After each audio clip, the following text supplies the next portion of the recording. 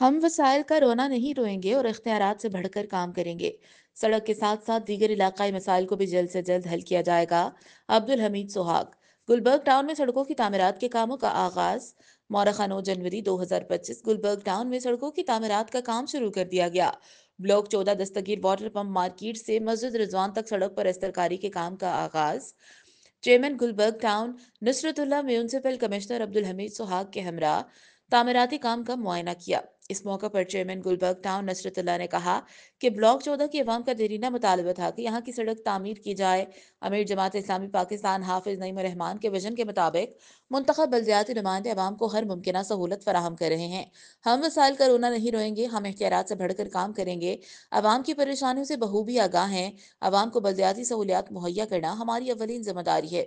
اس موقع پر چیئرمین نصرت اللہ نے متعلقہ افسران کو ہدایت کی کہ سڑک کی تعمیر میں معیاری مٹیریل استعمال کیا جائے تاکہ مضبوط اور پائیدار سڑکوں کی تعمیر ممکن ہو سکے، جس سے عوام لمبے عرصے تک استفادہ حاصل کر سکیں۔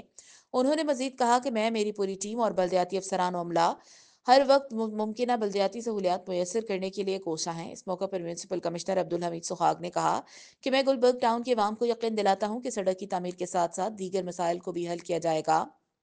اس موقع پر ان کے ہمراہ UC chairman Azeem Ullah Hussaini, vice chairman Awais Baig, XEN B N R Muhammad Sohail اور دیگر بلدیاتی افسران بھی موجود تھے۔ Incharge information department Gulberg town.